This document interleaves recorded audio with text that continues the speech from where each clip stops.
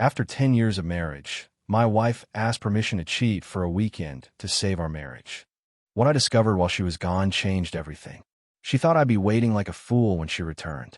She was dead wrong. My name is Darren Kaufman. I'm 42 years old. And up until 3 months ago, I thought I had it all figured out. I own Sweet Dreams Creamery, a craft ice cream business that started in my garage and now has 6 locations across northern Texas. Not bad for a guy who dropped out of business school to chase a crazy dream, right? The whole mess began on what should have been one of the happiest days of my life. Celeste, my wife of 10 years, had just told me we were expecting twins. Twins. I was over the moon. I immediately started planning everything, expanding our house, setting up the perfect nursery, even researching the best pediatricians in Dallas. That evening, I rushed home from the flagship store with a bottle of sparkling cider and a custom pint of her favorite flavor, honey lavender with real vanilla beans. The house was quiet when I walked in, which wasn't unusual. Celeste had been tired lately, which I attributed to the pregnancy. "Babe, you home?" I called out, setting the ice cream in the freezer. "In here," came her voice from the living room. I found her on the couch, looking radiant in that way pregnant women do. Her dark hair was pulled back, and she wore this soft smile that made my heart skip. This was it, the moment I'd tell her about the expansion plans, about how we could afford the best of everything for our growing family. "I have amazing news," I said, settling beside her. "The investors approved the loan. We're opening 3 more locations this year." Her smile faltered slightly.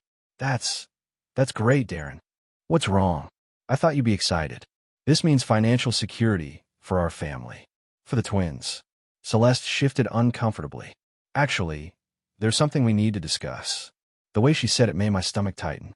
"What kind of something?" "I've been thinking about us. About our marriage." She paused, not meeting my eyes. "And I think we need some time apart." I blinked hard. "Time apart? Celeste, you just told me we're having twins. What are you talking about?"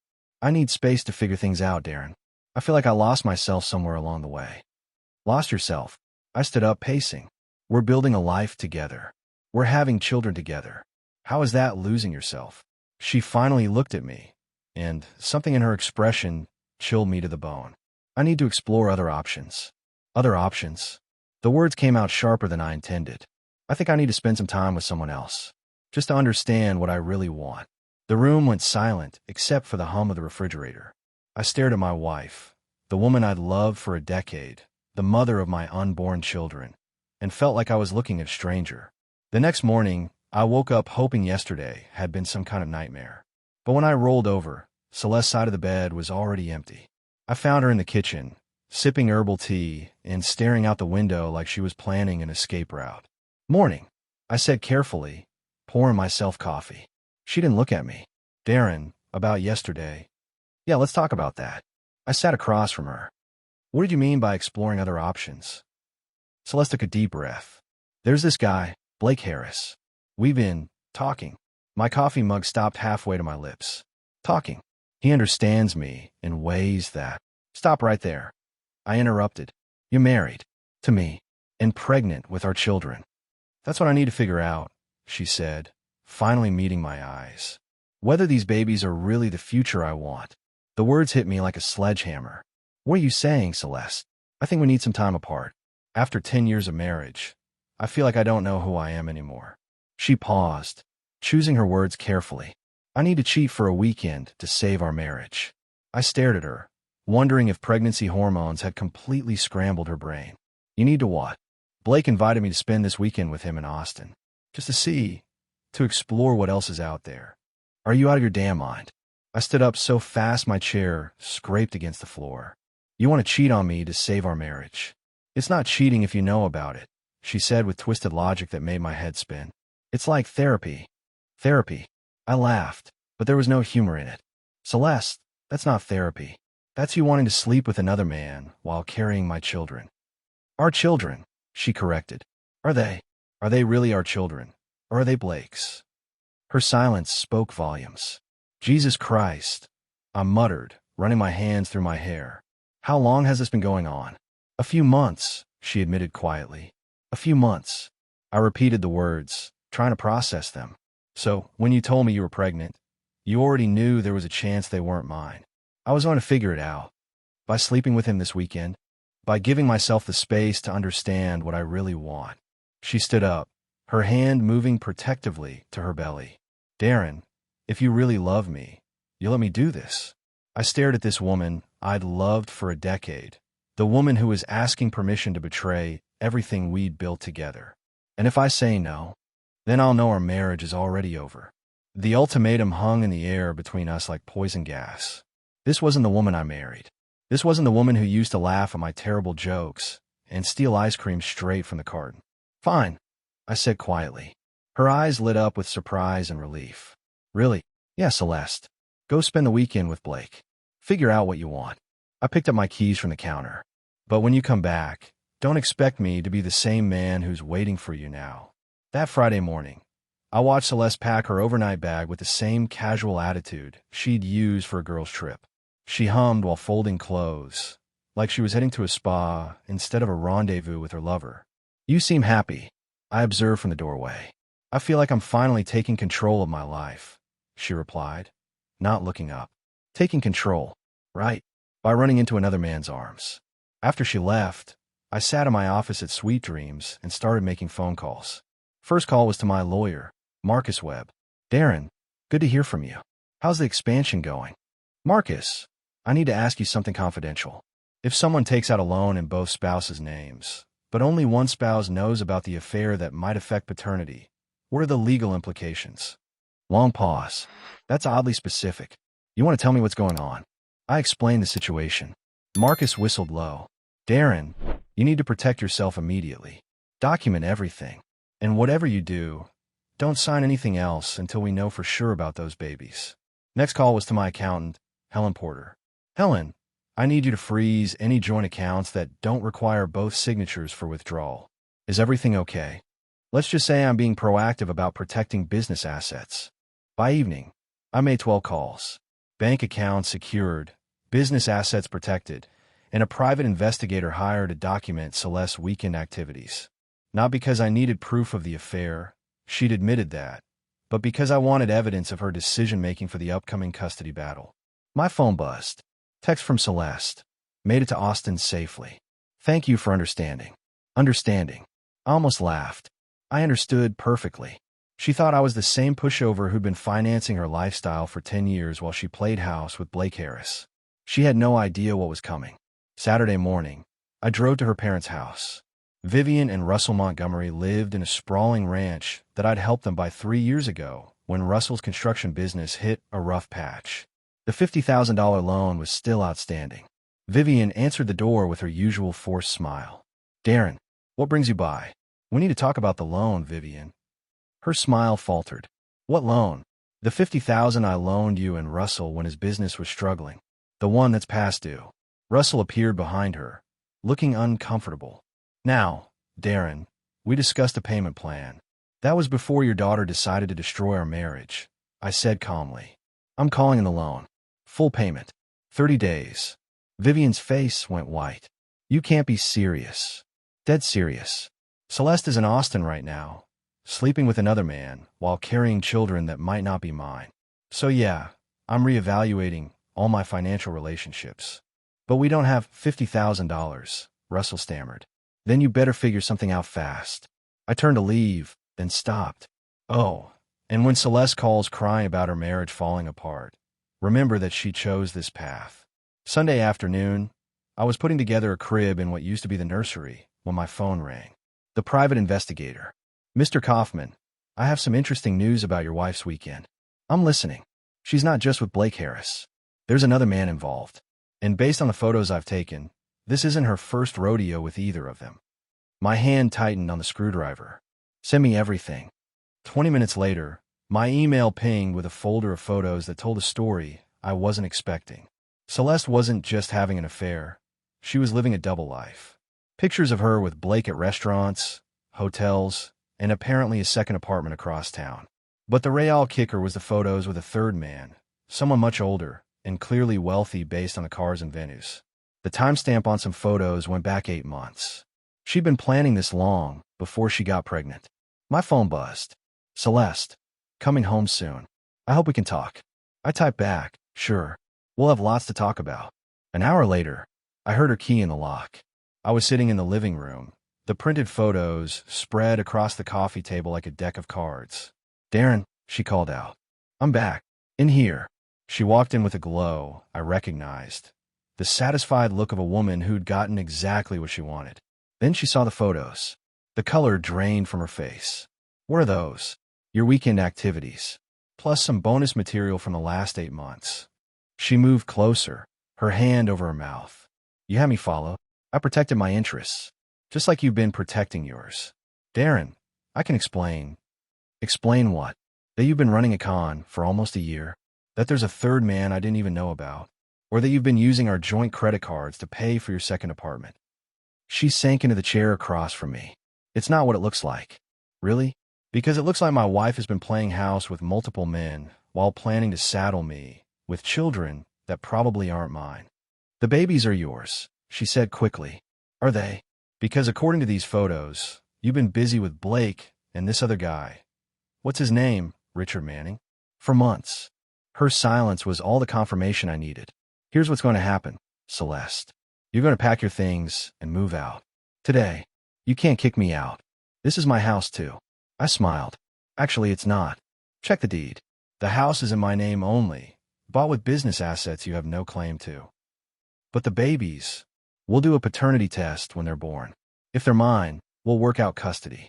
If they're not. I shrugged. Where am I supposed to go? I hear Blake has a nice place. Or maybe Richard Manning can help out. Monday morning, I was at Sweet Dreams headquarters when my phone exploded with calls. First was Vivian Montgomery, Celeste's mother, screaming about the loan. Darren, you can't do this to us. We're family. We're family. I corrected. Your daughter destroyed that when she decided to play house with multiple men while carrying children that aren't mine.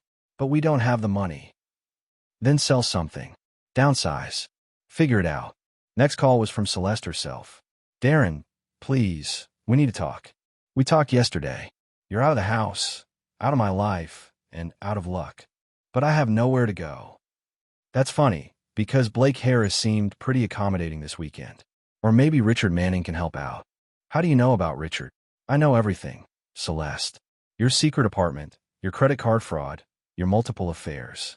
Did you really think you could run this con forever? Silence. Then, the babies might still be yours. Might isn't good enough anymore. That afternoon, Blake Harris showed up at my office. He was smaller than I'd expected, with the kind of soft features that screamed mama's boy.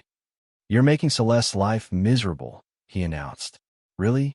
Because from where I sit, she made her own choices. She's pregnant and homeless because of you. I stood up from my desk. At 6'1" and 210 pounds from years of hauling ice cream equipment, I had a significant advantage over pretty boy Blake. She's pregnant with children that aren't mine, homeless because she chose to betray her marriage, and desperate because her backup plans are falling through. We love each other. Then take care of her. Marry her. Support her and those kids. Be the man she apparently needs. He shifted uncomfortably. It's complicated. No, Blake, it's simple. She made a choice. You were part of that choice. Now live with the consequences. You're vindictive. I'm done being played for a fool.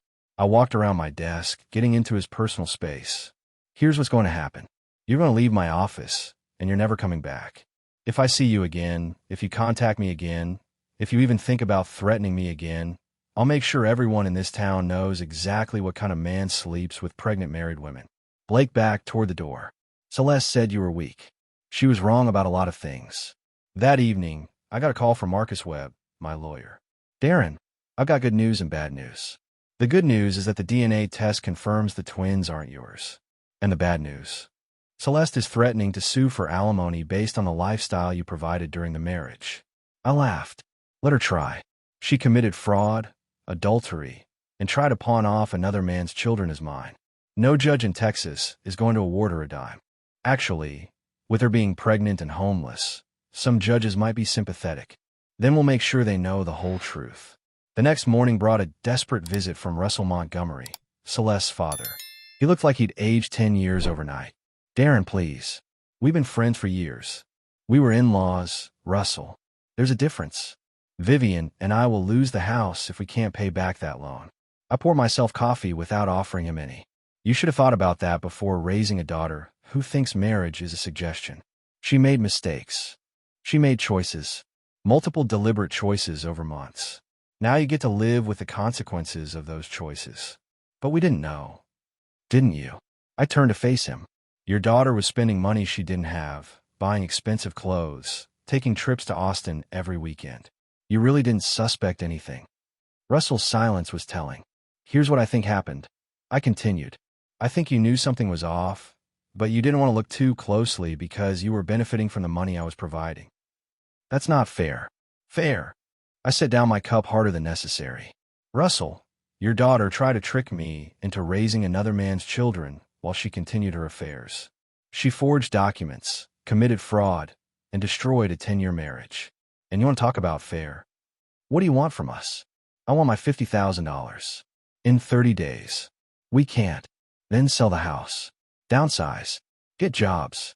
Do whatever normal people do when they can't afford their lifestyle. Russell's face reddened. You're destroying our family.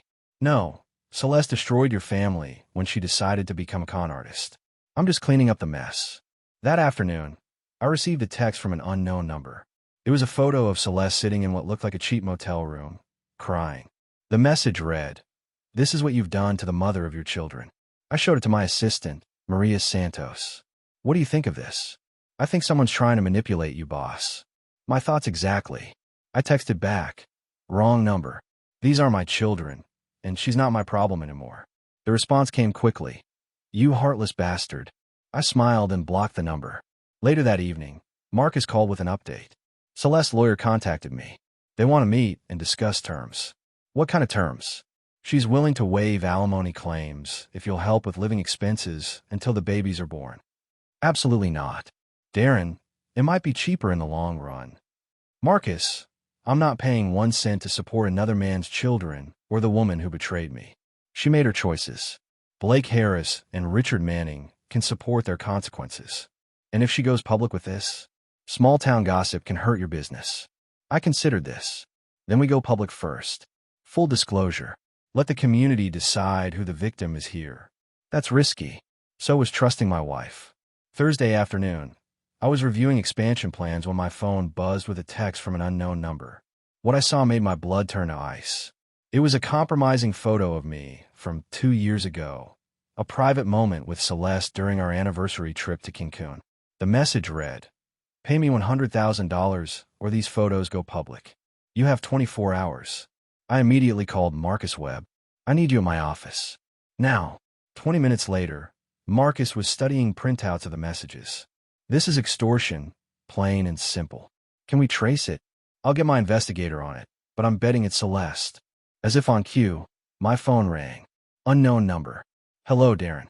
Celeste's voice was different, harder, more calculating. So you've moved from adultery to extortion. Classy. I prefer to think of it as insurance. You've left me with nothing, so I'm taking control of my situation. By committing another felony. By using the assets I have available. I put her on speaker so Marcus could hear. What makes you think I'll pay?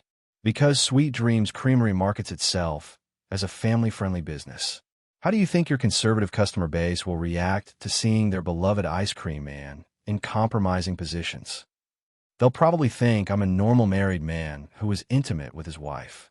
Her laugh was bitter. We both know it's more than that. Remember what we were doing in that hotel room? I did remember. And while it wasn't illegal, it definitely wasn't something I want to broadcast to my business community. What's your endgame here, Celeste? $100,000. Cash. And I disappear from your life forever. And if I refuse, then every customer, every business partner, every church group that buys ice cream for their events gets to see exactly what kind of man Darren Kaufman really is. Marcus was already typing notes. I kept her talking. Where did you even get these photos? I thought I had the only copies. You left your old phone at the house when you upgraded last year. I've been holding on to these for insurance purposes. Smart. Evil but smart. I need time to think about this, I said. You have until tomorrow at noon. And Darren? Don't even think about calling the police. These photos are already uploaded to several servers with automated release protocols. The line went dead. Marcus looked up from his notes. She's gotten more sophisticated. Or someone's helping her. Blake Harris. Or Richard Manning. Hell, maybe both of them. What do you want to do? I leaned back in my chair, thinking. $100,000 was a lot of money, but it wasn't devastating to my business. The photos, however, could be. Set up a meeting, I said finally. You're going to pay? I'm going to end this once and for all.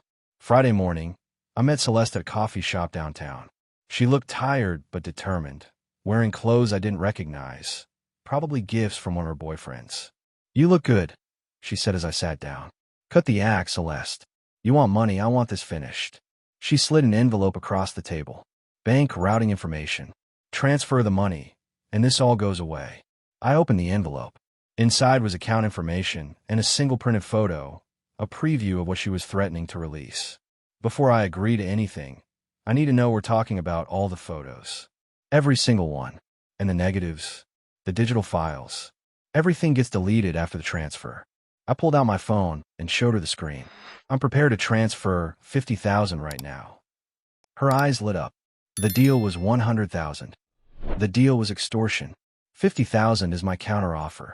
That's not enough. It's enough to get you started somewhere else. Take it or leave it. She hesitated. $75,000. $50,000. Final offer. I could see her calculating, weighing her options. Finally, she nodded. Fine. Transfer the money. I made the transfer while she watched. It's done. Good.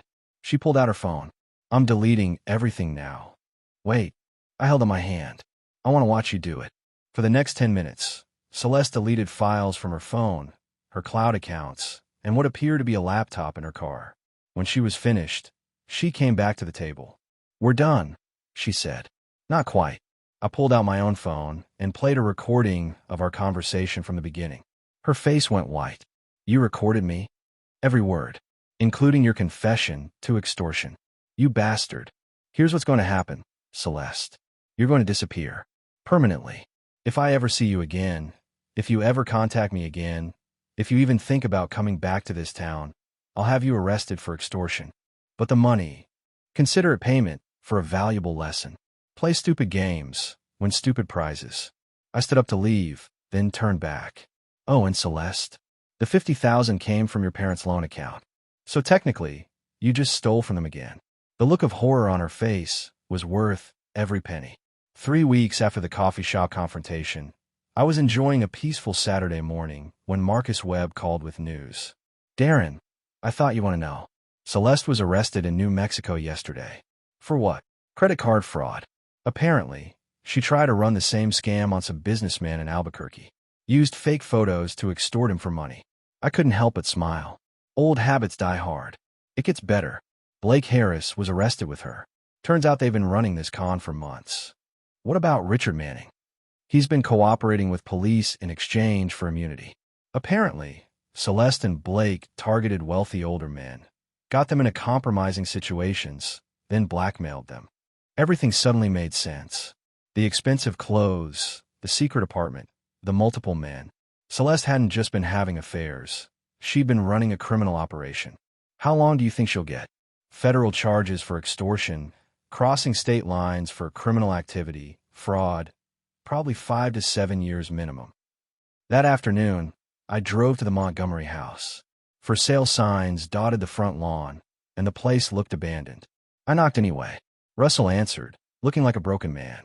Darren, I wasn't expecting to see you again. I heard about Celeste. He nodded sadly. Lost everything. The house, our savings, our reputation. All because we raised a daughter who thought the world owed her something. I'm sorry it came to this, Russell. Are you? Because it feels like you orchestrated the whole thing. I studied his face. Russell, I didn't make Celeste commit crimes. I didn't make her betray our marriage or defraud innocent people. I just stopped enabling her. The loan was legitimate business. You borrowed money. You couldn't pay it back. That's how loans work. But the timing was perfect. Your daughter was destroying my life, so I stopped subsidizing yours. Russell's shoulders sagged. Vivian's in the hospital. Stress-induced heart problems. The doctors say she might not recover. Part of me felt bad for them. They were Celeste's victims too, in a way. But they'd also raised her, spoiled her, and looked the other way when convenient. I hope she gets better, I said, and meant it. What happens now? Now you figure out how to rebuild. Just like I did. As I drove away, I reflected on the past few months. Sweet Dreams Creamery was thriving. I'd opened 2 new locations and hired 15 new employees. The expansion into San Antonio was ahead of schedule, and I'd even started dating again, a teacher named Sarah who had no idea how wealthy I was and seemed to like me anyway. The twins had been born healthy, and DNA tests confirmed they were Blake Harris's children. He was in federal prison. Celeste was facing years behind bars, and the children were being raised by Blake's sister in Oklahoma. I'd won completely, but it didn't feel like victory. It felt like justice. 6 months later, I stood in the newest Sweet Dreams Creamery location, watching families enjoy ice cream and each other's company. The irony wasn't lost on me. I was in the business of creating sweet memories while my own had turned bitter. Sarah Williams walked through the door, her 3rd grade class in tow for their field trip. She spotted me and smiled, and for the first time in years, I felt genuinely happy. "Mr. Kaufman," the kids chorused, recognizing me from previous visits to their school. "How's my favorite class doing?" "Great," a little girl named Emma piped up. "Miss Williams says you make the best ice cream in Texas." Miss Williams is a smart lady. Sarah blushed slightly. "Don't let it go to your head." After the field trip, Sarah and I walked through downtown Dallas, talking about everything and nothing. She knew about my divorce but not the details, and I liked it that way. "Can I ask you something?" she said as we sat on a park bench. "Shoot. Do you ever regret how things ended with your ex-wife?" I considered the question carefully. I regret that it had to end that way. I regret that she chose to destroy something good. But I don't regret standing up for myself. She really hurt you. She tried to. But pain is temporary. Dignity is forever. Sarah smiled. "That's very philosophical for an ice cream man." "I'm a man of many layers. Like a good sundae." She laughed, and the sound was better than any revenge I could have planned. That evening, I got a call from Marcus with final news about Celeste. She pled guilty to all charges. 7 years federal prison, plus restitution to her victims. How many victims were there? 14 men across 5 states. She and Blake stole over $2 million. $2 million. I'd been married to a career criminal and never knew it. What about the twins? Blake's sister is adopting them officially. They'll have good lives. After I hung up, I sat on my back porch with a beer, watching the sunset over Dallas. My phone buzzed with a text from Sarah. "Thank you for a wonderful day. Looking forward to our dinner tomorrow." I typed back, "Me too. Sweet dreams." As I hit send, I realized something. I wasn't angry anymore. Celeste had done me a favor by showing her true colors. She'd freed me from a life built on lies and given me the chance to find something real.